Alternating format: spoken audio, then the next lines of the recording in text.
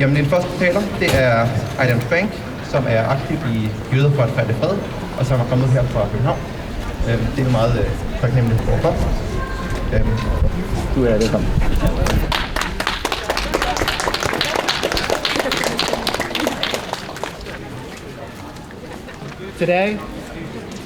Today, 86 years ago, a pogrom was unleashed in Germany. 86 years ago, a preliminary culmination of Jewish persecution that had been increasing in Germany.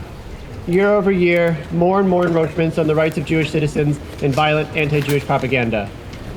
It was in August 1938 that Germany announced that they would expel more than 12,000 Polish Jews. But Poland wouldn't take them, and Germany was their home. They were left abandoned at the border with only the possessions they could carry. No country willing to take them. They stood stuck in horrible conditions of rain and misery.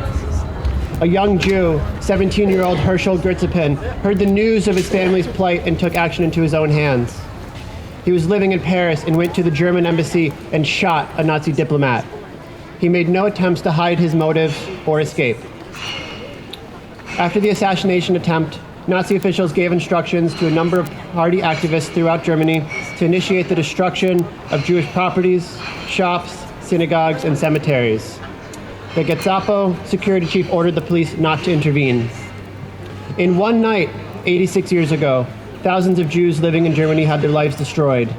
Our businesses, our synagogues, our hospitals were burned and vandalized. Yes, even the hospitals. People were murdered in the street, and in the following days, 30,000 Jews were arrested and imprisoned. While the violence was initiated and carried out primarily by the rising Nazi Party, regular Germans readily joined in. Feeling empowered by the boldness of the SS and the complicity of the police, regular people joined the violence into the pogrom. They looted and vandalized.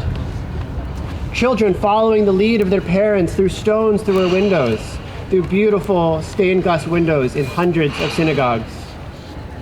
While many participated in the pogrom, far more Germans sat back and did nothing. They saw the violence and destruction falling upon their community and in their neighbors, and they did nothing. They knew they were not the target. From that day forward, Jews were no longer citizens in Germany. Soon they would no longer be considered human. The only thing necessary for evil to triumph is for good men to do nothing. This is a primary lesson of the Holocaust. Many people want to put the blame only on the highest ranking Nazis, but their regime would not have been possible without the support of regular people participating in the war economy. The only thing necessary for evil to triumph is for good men to do nothing. This is a choice we make every day. So today is a significant day for those of us with Jewish roots. It marks 86 years since Krystalnachten took place in Europe. It is a day that has become a symbol of the persecution and genocide of the Jewish people. Krystalnacht, a beautiful name for a terrible day. And today's event is hosted by Anti-Racist City Odense, an organization I'm proud to partner with. There's an essential clarification about anti-racism put forth by Ibrahim X. Kendi. He says people are either racist or anti-racist. There is nothing in between. If you think you are simply not racist, but do not actively fight the prejudices of the world, then you're allowing racism to exist unchallenged. It is the duty of all of us to actively fight the sexism, the racism, the homophobia, and the transphobia of the world. And just as important, we do not fight against these systems individually. There is no fight against homophobia that is not a fight against racism. There is no fight against sexism that is not a fight against transphobia. The ruling class entrenches these bigotries in their attempt to divide and conquer us. Because if we came together in this fight, we would be fighting the real enemy. The rich, the powerful, the elites of this country and the world that keep us underpaid, in housing that is too expensive, with healthcare and a social safety net that is becoming weaker every year, while there's never-ending money for war and weapons. So I'm proud to stand here with Anti-Racist City. There's nothing passive about this fight. And now I come to the main point. I stand here today as a part of a group of Jews who are actively speaking out against the ongoing genocide against the Palestinian people.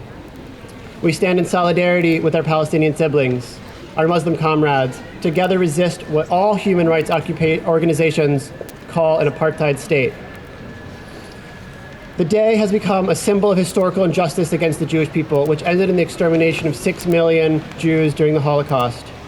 And some survived so that we can stand here today and fight the oppression, genocide, and ethnic cleansing. And on this day, we say never again. And when we say never again, we don't just mean that Jews should not fear genocide. When we say never again, we mean never again for anyone. It is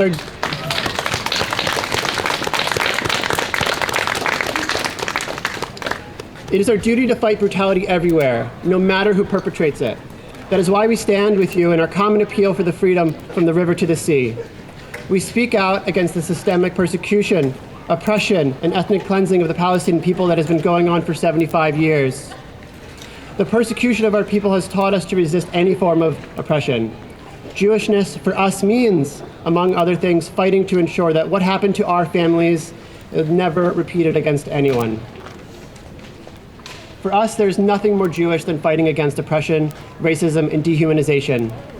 Jewish trauma will never be healed through militarism and occupation. We do not believe that Jewish security should come at the expense of other people's freedom, because we know that our security and freedom are inextricably linked with that of the Palestinian. And we are particularly aware of the increasing hatred that many are experiencing these days. This applies especially to Palestinians in Denmark, and it applies to those who have spoken out in the media. It applies to all Muslims in Denmark who for decades have been suspected and exposed to racist and Islamophobic hate crimes. And that applies to us Jews. We say no to Danish politicians and the media's attempt to pit Jews, Muslims, and Palestinians against each other.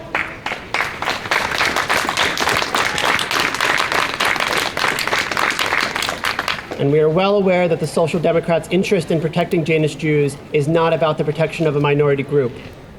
Recently, the government is making attempts to define anti-Semitism for us in a way that criminalizes all critique of Israel. And we say no. Anti-Zionism is not anti-Semitism. Yes, true. Thank you. So we of Jewish background do not want to be favored and used as a football in a populist political game, a game that is about anything but the rights of minorities, but about the preservation of colonial and capitalist interests. We know that our freedom and dignity as Jews is linked to the freedom and dignity of Palestinians and Muslims. No one is free until everyone is free. And when we say never again, that means for everyone.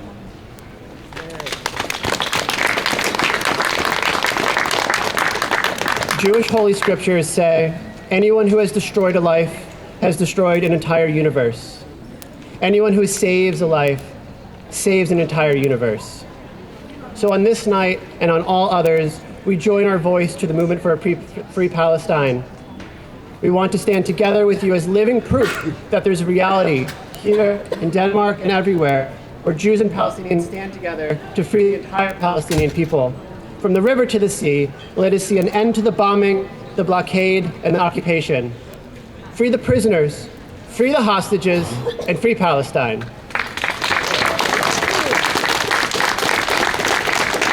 Thank you.